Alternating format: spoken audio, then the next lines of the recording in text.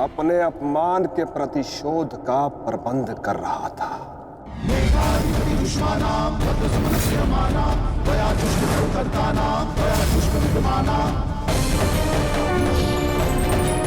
पुत्र जयद्रथ, मैं तुम्हारी तपस्या से प्रसन्न हूं। मांगो, क्या वर मांगते हो? महादेव, मुझे अपने प्रतिशोध का अवसर चाहिए। शपथ ली है मैंने, जब तक पांडवों के अपमान का प्रतिशोध नहीं लूंगा तब तक मुकुट धारण नहीं करूंगा। वो दिन कल आएगा, कल आएगा वो दिन जब मैं पांडवों को ऐसी पीड़ा दूंगा कि वो जीवन भर नहीं भुला सकेंगे। महादेव का आशीर्वाद है मेरे साथ और मैं तुम्हारे साथ युवराज। तुम्हारी योजना और मेरा प्रतिशोध दोनों कल सफल होंगे।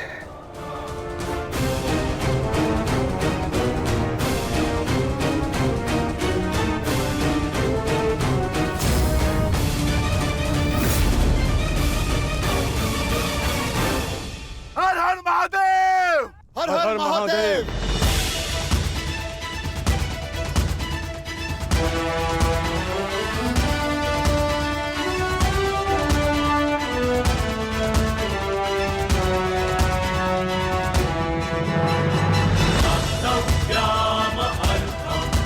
सर्वोत्तम वनपुत्र,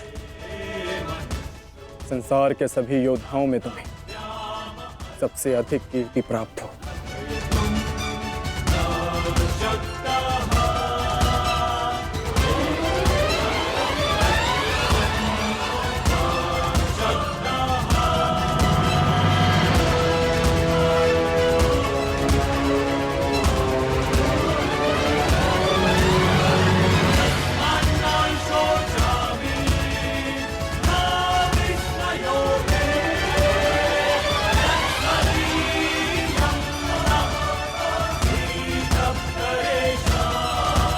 आशीर्वाद दीजिए मामाश्री कि मैं विजय श्री प्राप्त कर लूं।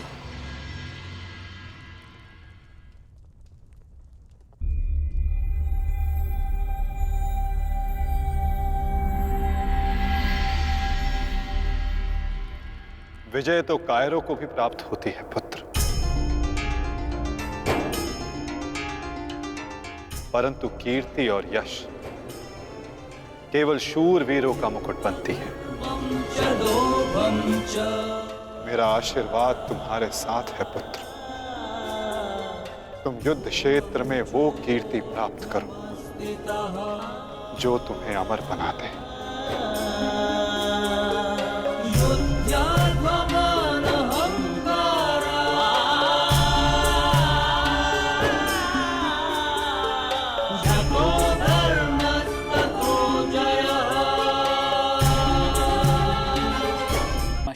कि मैं विजय श्री प्राप्त कर लौटूं। मेरा आशीर्वाद तुम्हारे साथ है पुत्र। तुम युद्ध क्षेत्र में वो कीर्ति प्राप्त करो जो तुम्हें अमर बना दे।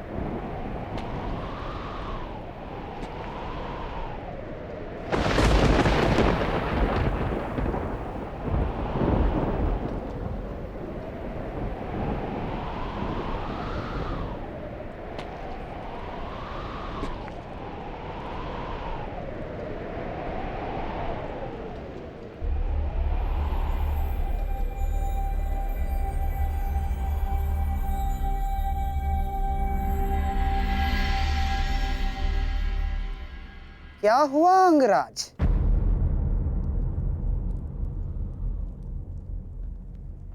सूर्यदेव से आप ये प्रार्थना तो नहीं कर रहे हैं कि वो उदित ही ना हो? अर्जुन को दिया वचन आपको पूर्ण करना होगा अंगराज। सूर्यास्त का बहाना बनाकर कहीं आज भी शत्रु को जीवित छोड़ देने का मन तो नहीं बना लिया आपने?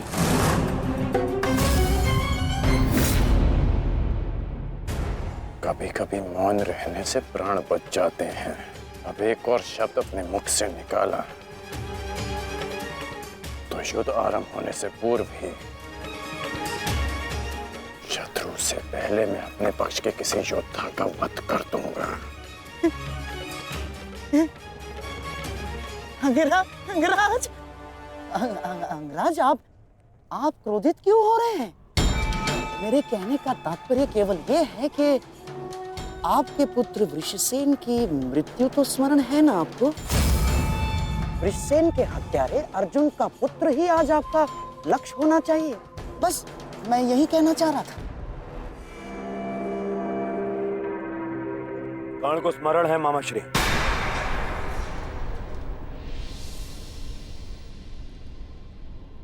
और मुझे भी।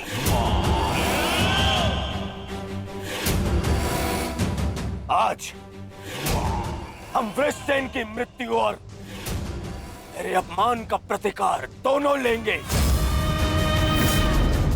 मैं केवल इतना जानना चाहता हूं कि इस प्रतिकार से पूर्व उस कौटे अर्जुन को मार्ग से हटाने का क्या प्रबंध करना चाहिए? उसका प्रबंध मैं कर चुका हूं मेरे होने वाले सम्राट।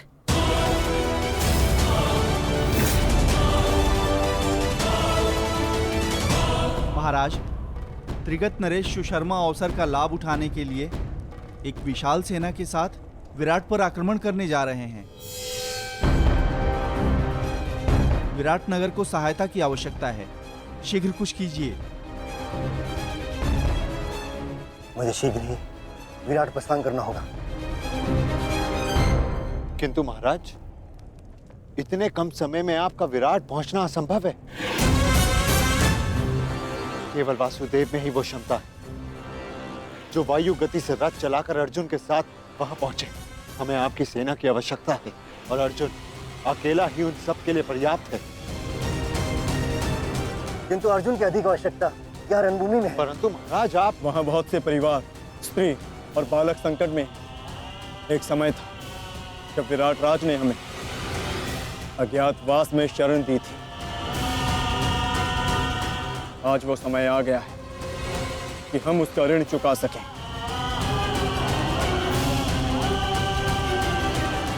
और फिर अभिमन्यु भी तो यहाँ है। मुझे इस पे पूर्ण विश्वास है। और मैं आपको विश्वास दिलाता हूँ पिताश्री कि युद्ध भूमि में आपकी कमी शत्रु को अनुभव नहीं होगी। जब आप सुशर्मा का नाश करेंगे तो आपके पुत्र की शौर्य की कीर्ति आपका स्वागत करेगी। चलिए माता, विराट की ओर प्रस्थान करें। जैसी रथी की इच्छा और जैसी महारथी की आकांक्षा।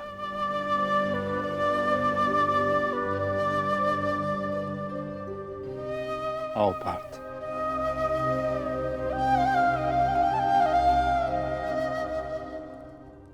बधाई हो मेरे होने वाले सम्राट। अर्जुन रणभूमि छोड़कर विराट के लिए प्रस्थान कर चुका है।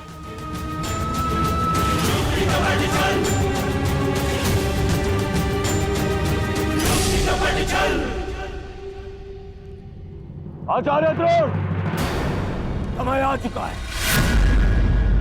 हमारी सेना को अपनी योजना अनुसार सज्ज कीजिए। जिस प्रकार चक्की का पत्थर एक ही चक्कर में अन्न के दानों को पीस देता है, उसी प्रकार हमारी यह सेना शत्रु सेना को एक ही चक्कर में पीस देगी युवराज। और अपनी सेना के नाश को रोकने के लिए आएगा वो ओ महावीर, अभिमन्यु, और वहां हम उसके प्राण फाड़ लेंगे, जिसने मुझे अपने बाणों के चक्र में फंसाया था। आज वो फंसकर मरेगा हमारे चक्रव्यूह में। युद्ध का 13वां दिन।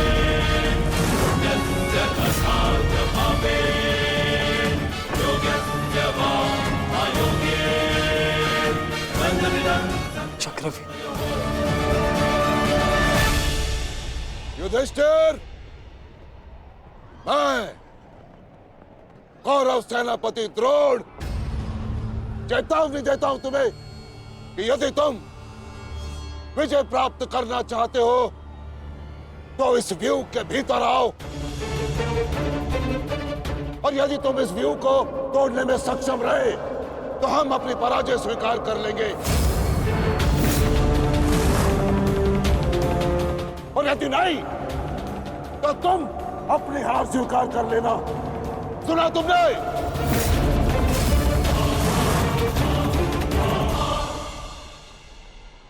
आचार्य द्रोण, हम अवश्य ही इस चक्रव्यूह को ध्वंस कर देंगे।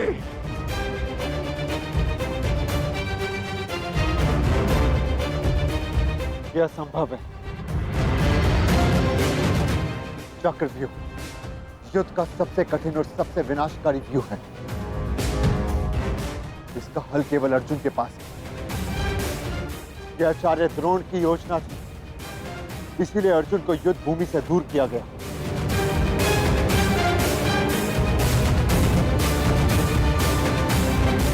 कोई तो मार्ग होगा। मार्ग है।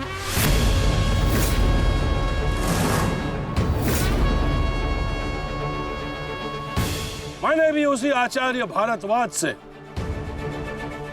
चक्रव्यूह भेदन सीखा है,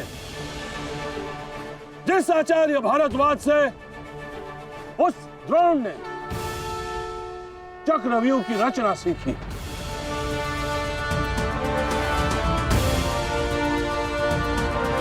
इस चक्रव्यूह का भेदन मैं करूंगा।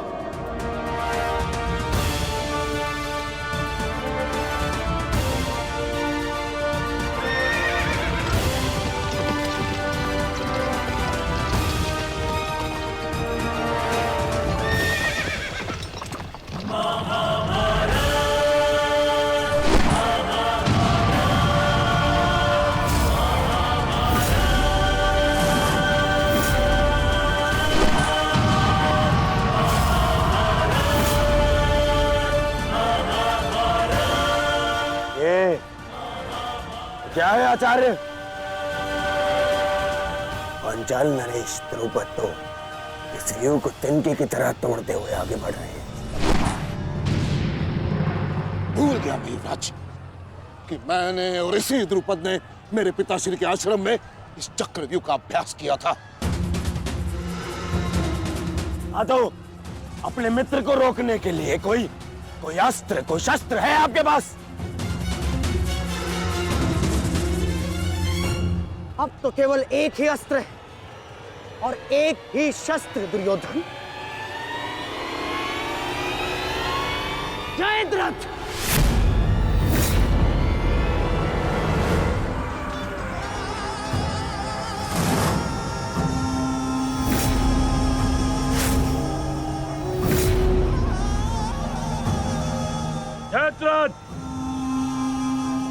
कदाचित द्रौपदी के पतियों द्वारा किया गया अपमान भूल गए हो तुम।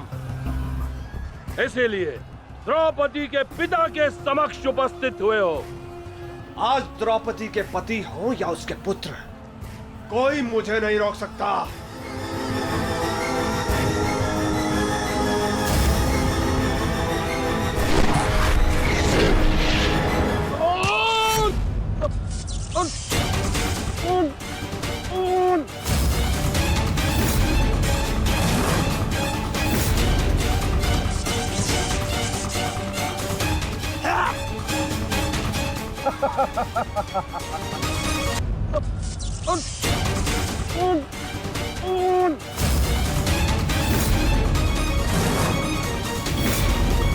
आगे बढ़ो पांडवों, अन्यथा अपनी सेना का विनाश देखो।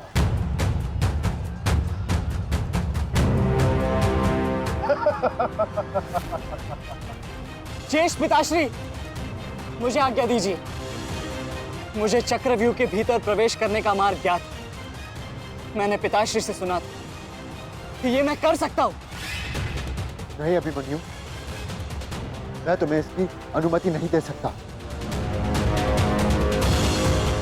धर्मराज ठीक कह रहे हैं। आचार्य ने कुछ सोच समझकर ही इस व्यूह की रचना की है। अब इसे शक्ति का सम्मिलित प्रहार ही तोड़ सकता है। मैं और भीम मिलकर प्रहार करेंगे।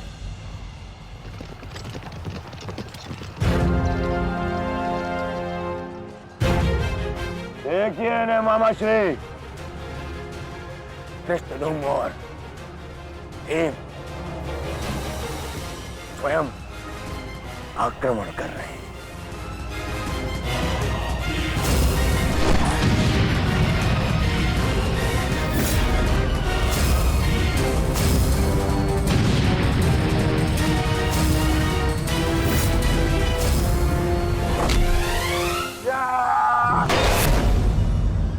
आज इनके हर एक प्रहार का उत्तर है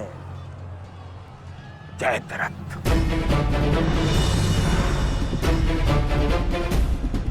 चक्रव्यूह में प्रवेश करने से पूर्व मुझसे नहीं मिलोगे मित्र? स्मरण है ना 5 चोटियां?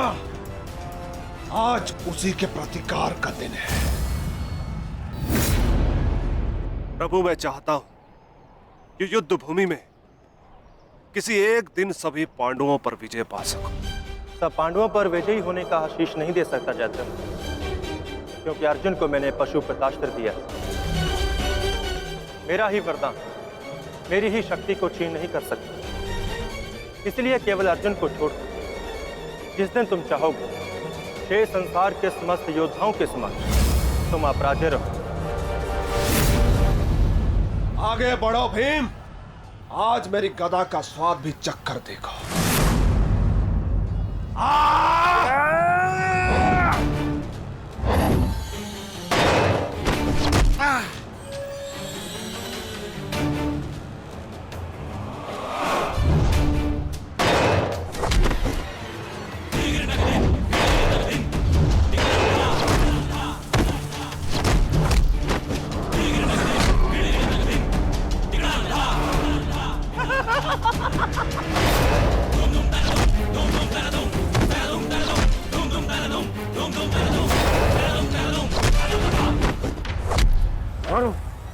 मारो से।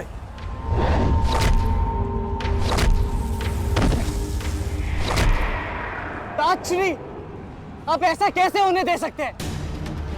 ताक्षरी भीम और मामा धृष्टद्युम्न में शक्ति है, परंतु चक्रव्यूह को शक्ति से नहीं, युक्ति से तोड़ा जा सकता है। मुझे आज्ञा दीजिए। नहीं पुत्र, भविष्य के लिए वर्तमान को दांव पर लगाया जा सकता है, परंतु वर्तमान के भविष्य को खोया नहीं जा सकता।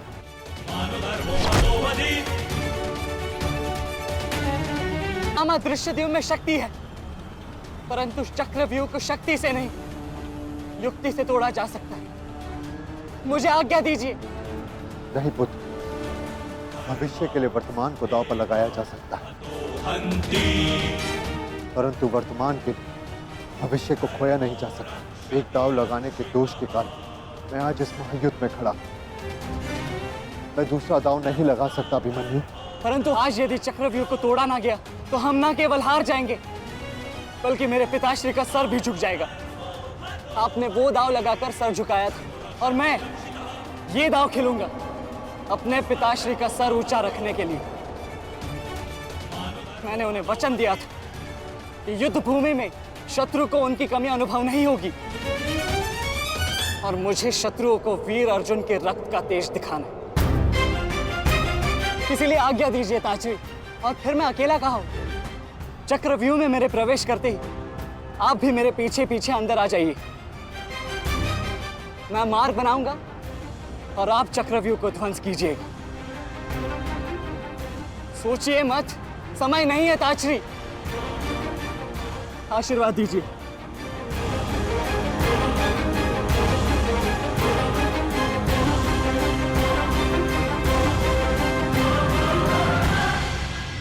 ठीक है पुत्र,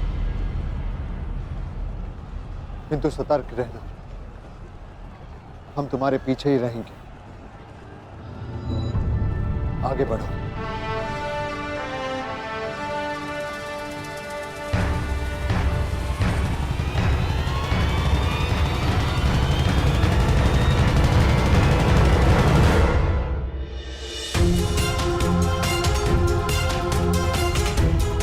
जाओ सर, जाकर सो जाओ, क्योंकि जीवन की हर रात्रि सदैव सोने के लिए नहीं होती।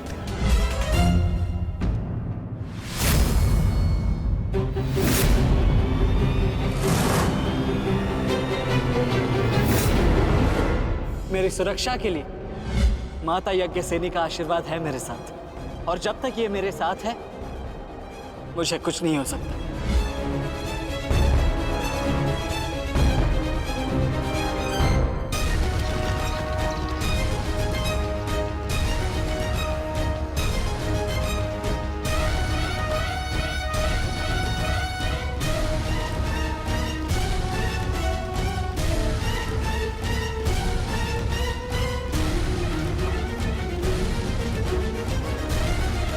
क्या हुआ माता? आप रुक क्यों गए? चूंकि समय नहीं रुकता पार्थ, परंतु मानव को 2 पल रुकने का अधिकार है।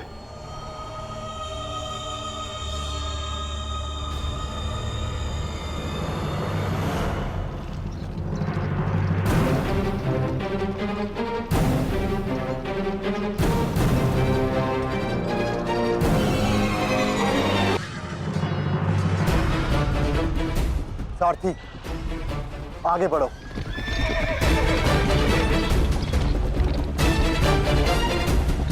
अभिमन्यु के द्वार तोड़ते ही हमें उसमें प्रवेश करना है। अभिमन्यु को दृष्टि में रखना, उसकी रक्षा करना हमारा कर्तव्य है।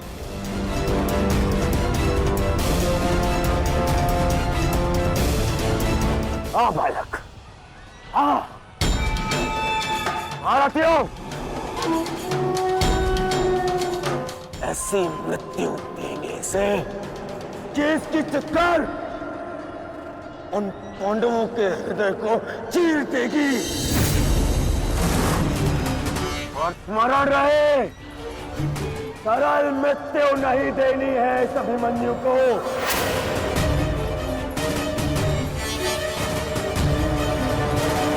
नहीं देनी है ऐसे सरल मृत्यु।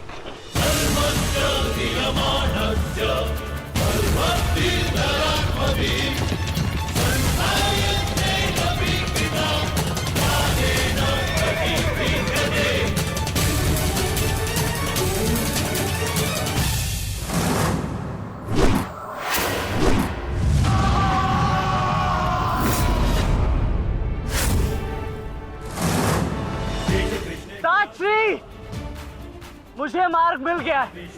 इससे पहले कि द्वार बंद हो जाए आप शीघ्र ही मेरे पीछे आइए। सारथी, शीघ्रता करो। शीघ्रता करो सारथी, शीघ्रता।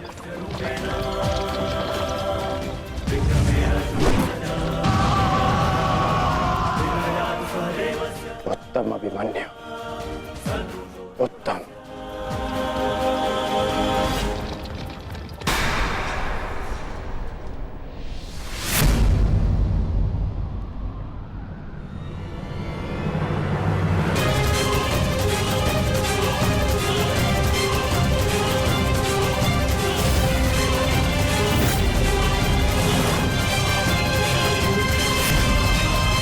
एक बार तुम्हें क्षमा कर दिया था, किंतु अब नहीं।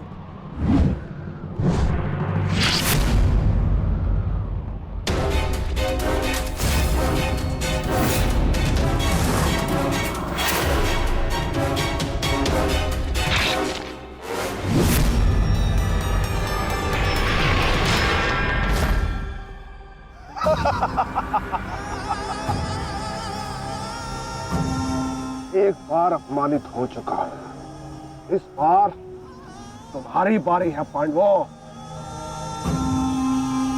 महादेव का वरदान सफल रहा।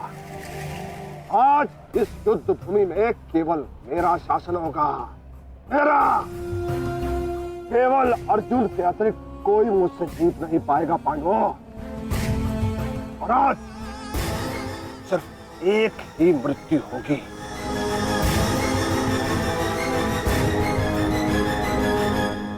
अभिमन्यु की।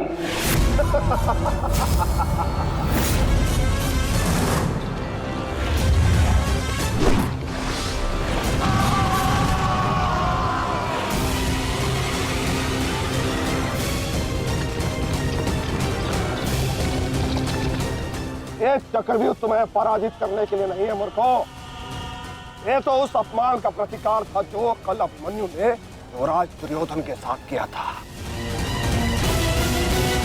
उसने दुर्योधन का मान हरण किया था और आज वो उसके प्राण हरण करेगा।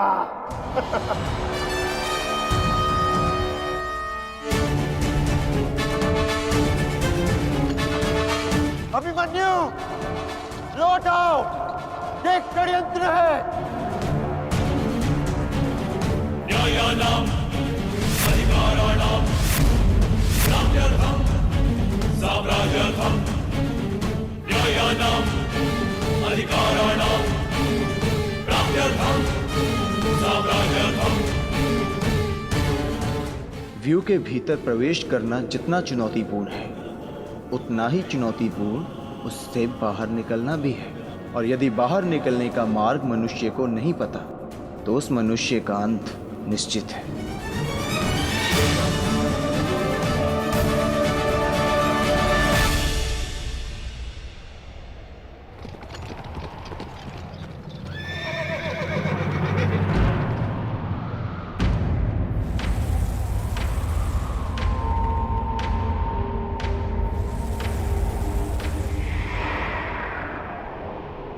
आगे बढ़िए माधव, शत्रु समक्ष है।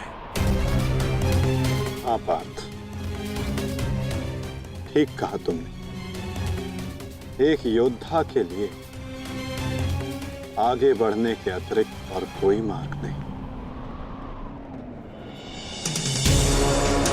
वापस आओ अभिमन्यु, लौट आओ, व्यू में प्रवेश मत करो।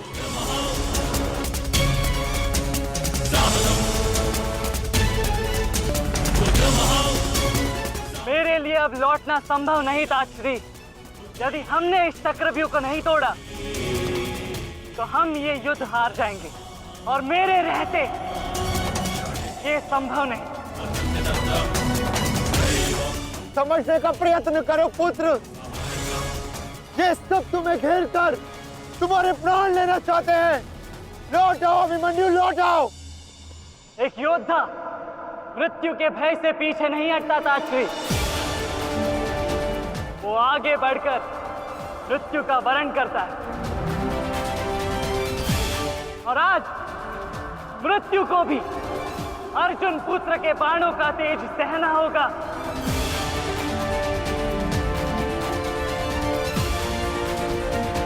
मैं इस चक्रव्यूह में आया हूं ताकि पांडवों का सर गर्व से उठा रहे। और विश्वास कीजिए ताश्री, यदि मेरा सर भी कट जाए तब भी आपका सर गर्व से उठा रहेगा।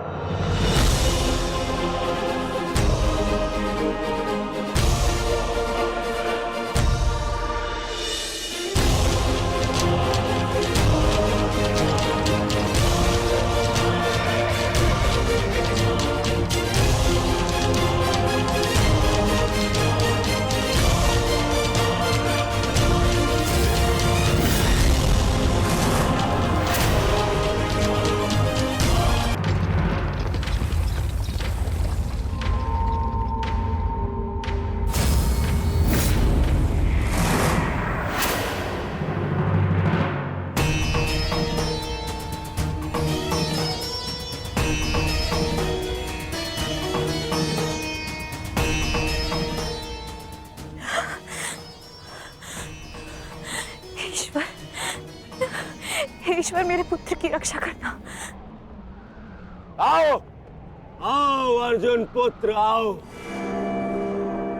तुम्हारा अपने इस मृत्यु व्यू में स्वागत है।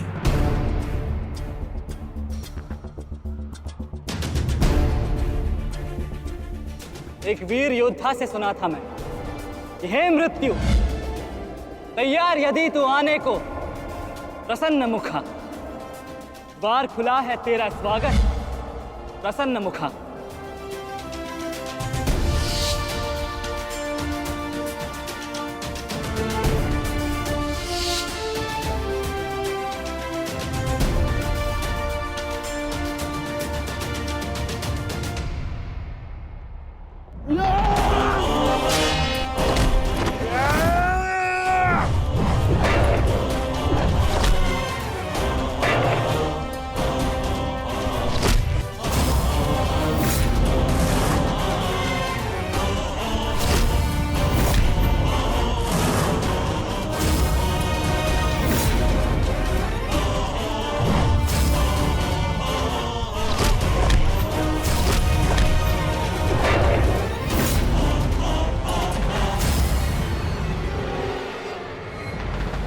चाहूं तो तुम्हारा और बाकी तीनों पांडवों का इसी क्षण अंत कर सकता हूं मैं, किंतु उसके साथ उस पीड़ा का भी तो अंत हो जाएगा जो अभिमन्यु को पल पल मरते देख तुम्हें होगी। फिर उस पीड़ा का अनुभव कैसे होगा तुम्हें जो जयद्रथ ने इतने वर्षों तक सही है। अभी तो वो दृश्य देखना शेष है जिसे देखकर तुम स्वयं मुझसे अपनी मृत्यु की भीख मांगोगे। तुम्हारे सामने तुम्हारे कलेजे के टुकड़े टुकड़े होंगे और तुम कुछ नहीं कर पाओगे, कुछ नहीं।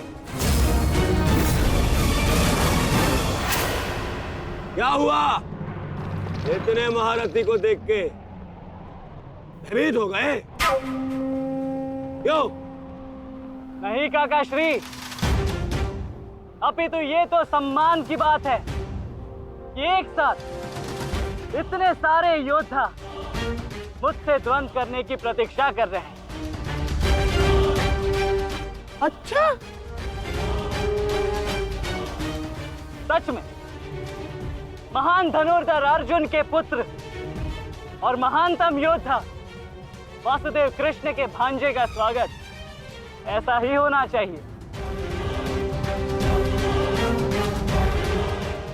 प्रणाम स्वीकार करे आदरणीयों।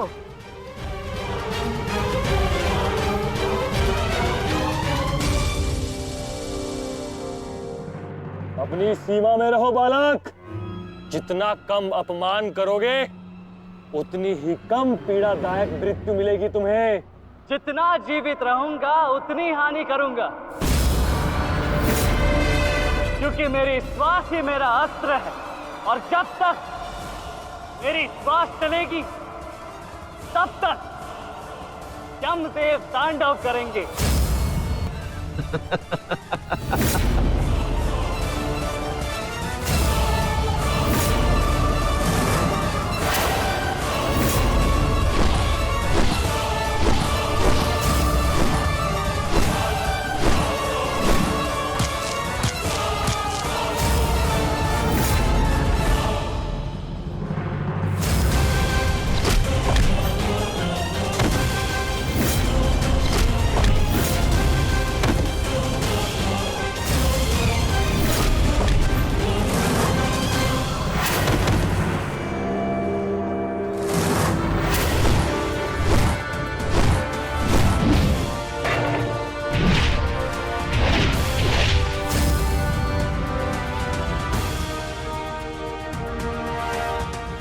स्मरण हुआ काका श्री? कहा था ना मैंने कि जब जब आपसे द्वंद करूंगा तब तब आपके वस्त्र हरण करूंगा, और तब तब आपके मुख पर इस लज्जा को देख अपने मन में जल रही प्रतिशोध की ज्वाला को शीतलता प्रदान करूंगा। और हो गया मेरा अपमान, अब और नहीं। महारथियों, आक्रमण करो इस बालक पर।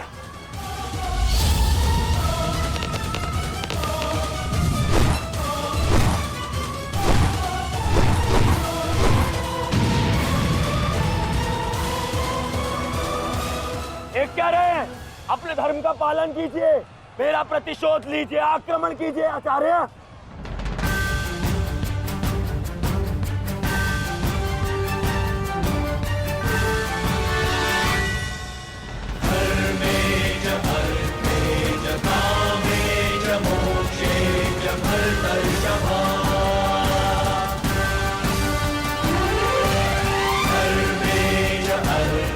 नहीं आचार्य द्रोण, ऐसा अनर्थ मत कीजिए। ऐसे अधर्म में आप कैसे सम्मिलित हो सकते हो? आचार्य, वो बालक है। रुक जाइए आचार्य, रुक जाइए।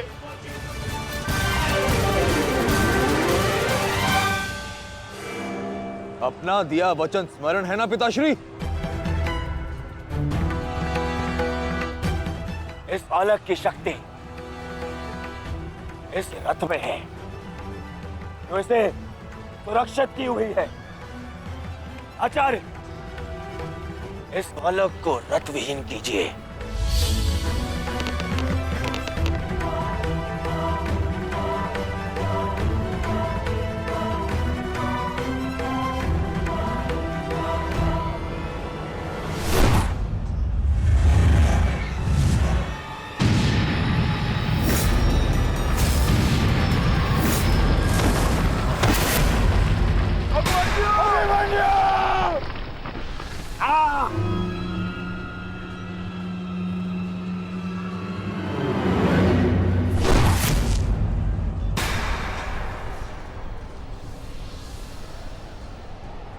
माधव,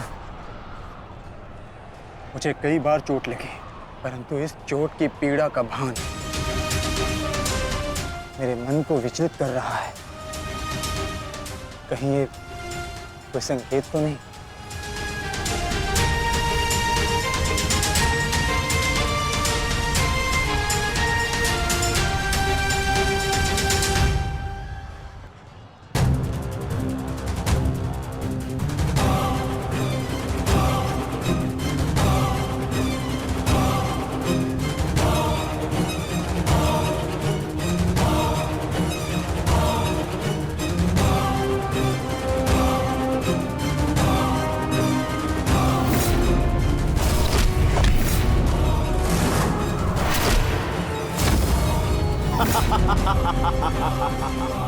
दुर्योधन, केवल आचार्य द्रोण को अपना वचन ज्ञात कराने से क्या होगा?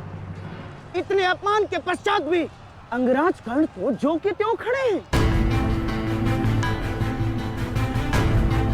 क्या इनका इस युद्ध के प्रति कोई कर्तव्य नहीं? मैं केवल नियम का पालन कर रहा हूं गांधार नरेश। नियम और नीति कहती है कि एक योद्धा के साथ केवल एक ही योद्धा युद्ध कर सकता है, और द्वंद के लिए अभिमन्यु युद्ध के लिए किसको चुनेगा वो उसका अधिकार है। नहीं मित्र, ये विकल्प लेने का समय नहीं है, अंत करो इसका। नहीं मित्र, हमें ये युद्ध जीतने के लिए अनीति का सहारा लेने की आवश्यकता नहीं है। नीति सिखाते सिखाते प्रपितामह शर्षैया पर चले गए। यदि इन्हें नीति का ज्ञान होता तो आज ये युद्ध संभव ही ना होता। अभिमन्यु, तुम्हें विकल्प चुनना होगा।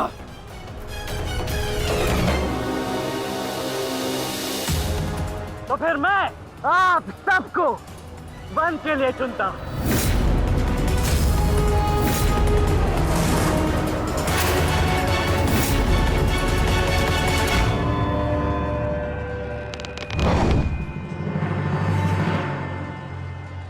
देख लिया इसने अपना विकल्प चुन लिया। अब इस पर दया दिखाने की कोई आवश्यकता नहीं है।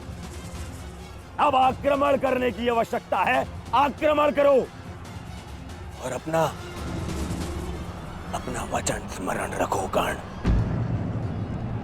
देख रहे हो पांडवों, अभी तो ये रथ विहीन हुआ है, फिर निशस्त्र होगा और फिर प्राणहीन।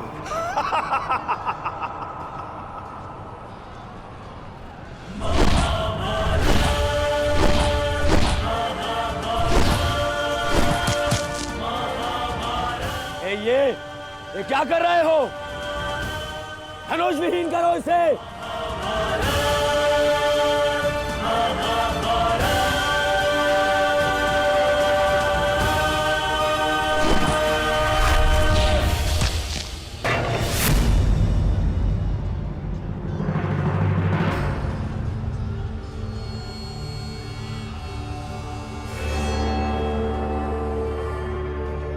ठहरो में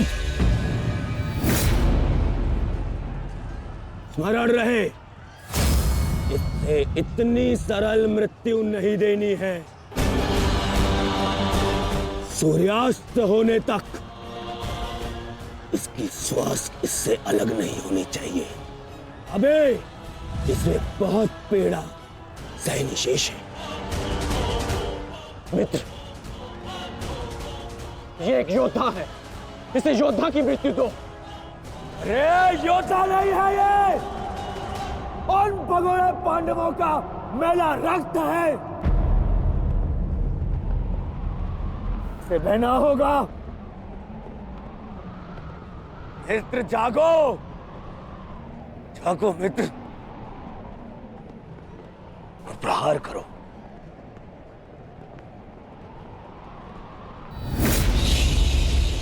नहीं, नहीं अंगराज, ऐसा मत करो, यह धर्म है। अधर्म? अंगराज!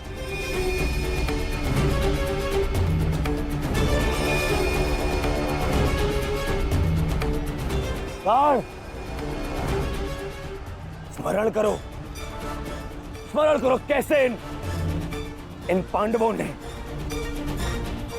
तुम्हारे पुत्र को मारा था। दया तो इन्होंने भी नहीं दिखाई थी उस पर। उसकी पीड़ा का मान है मुझे।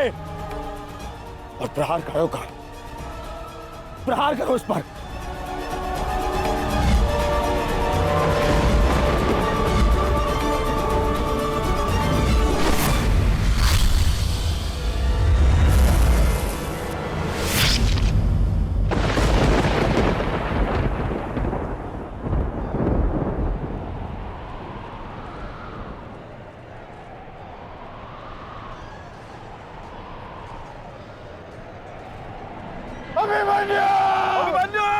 पुत्र!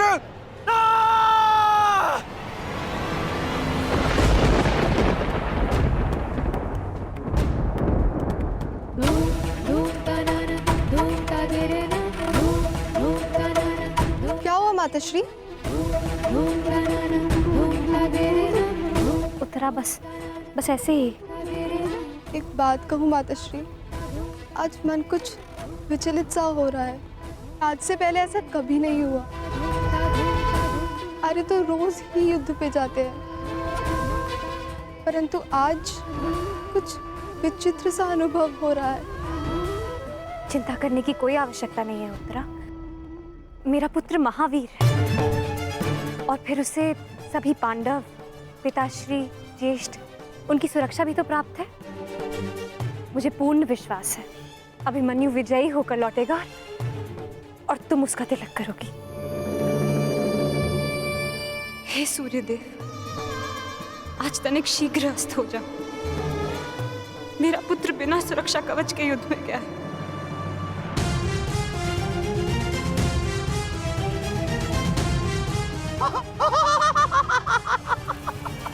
बालक, तुम्हें सबके साथ युद्ध करना था ना?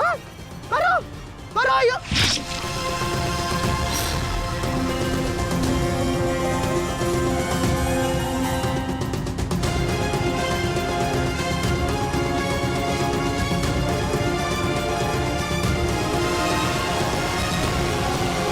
थक गए योद्धाओं,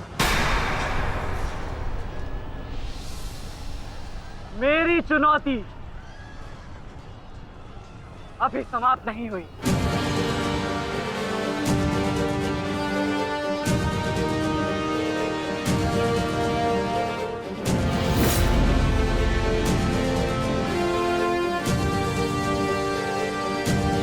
आचार्य द्रोण, देख क्या रहे, प्रहार कीजिए इस पर।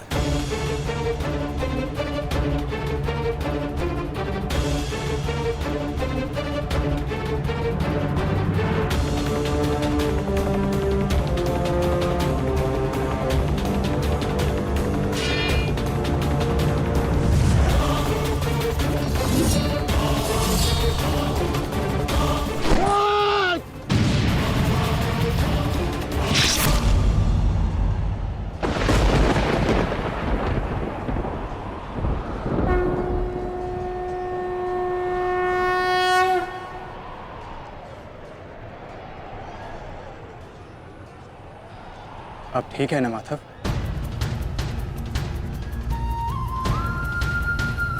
आपको कोई क्षति तो नहीं पहुंची? युद्ध में तो क्षति पहुंचती ही है पार्थ, किंतु इस पीड़ा को सहना एक योद्धा का कर्म और धर्म होता है। समय की मार को तो स्वयं ईश्वर भी नहीं टाल सकते। त्रिगर्ता सेना का नाश करो पार्थ।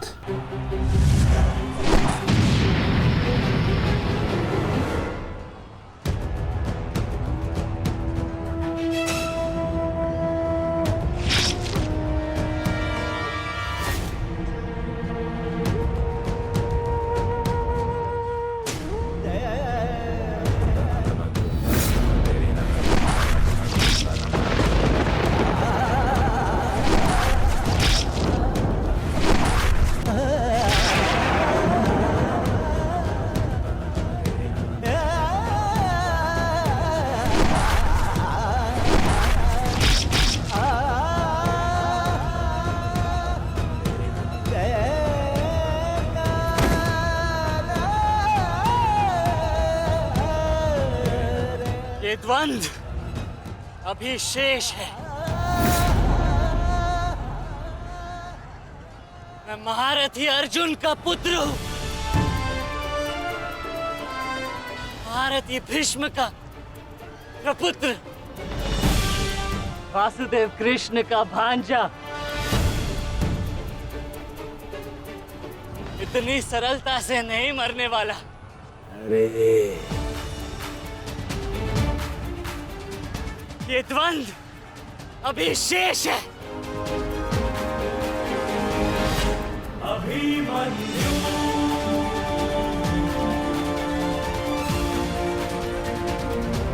अभिमन्यु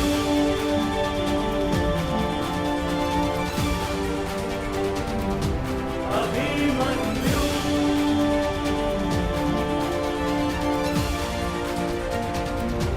अभिमन्यु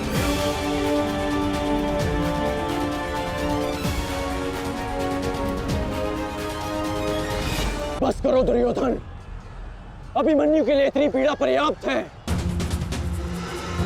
देखो इसकी दशा। अब अभिमन्यु और उसकी पीड़ा का अंत करने का समय आ गया है।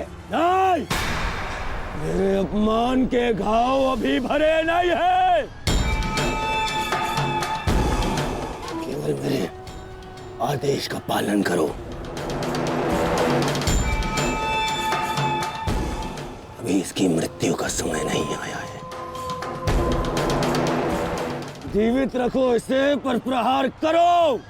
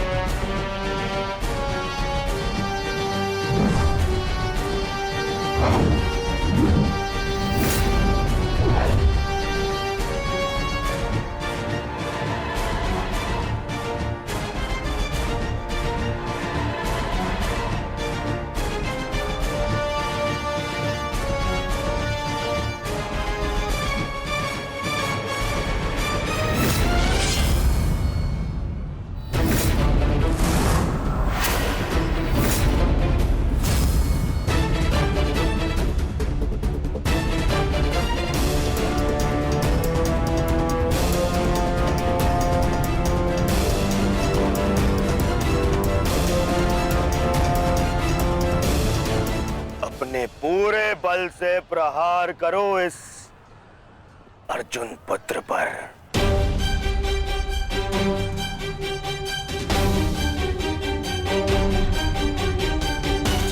और स्मरण रहे,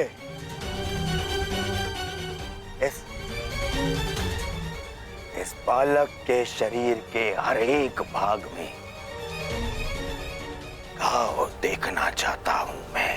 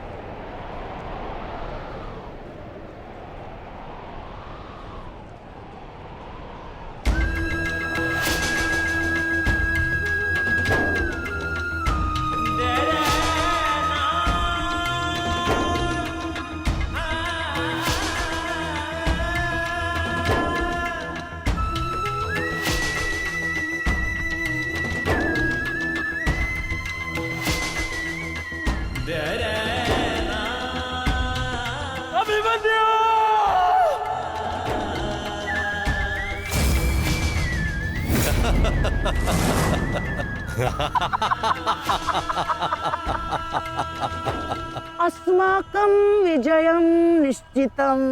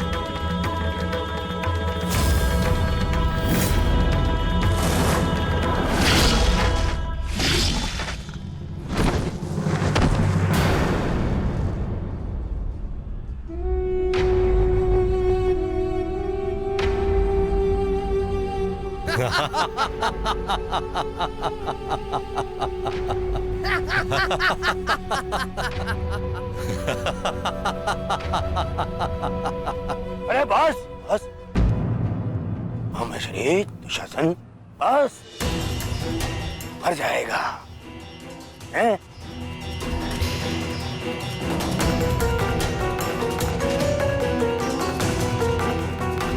क्यों?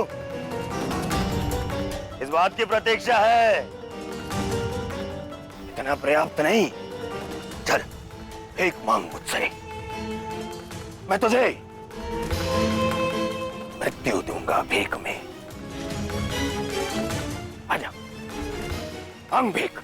बड़ों के समक्ष हाथ भीख के लिए नहीं, आशीर्वाद के लिए बढ़ाते हैं काका श्री।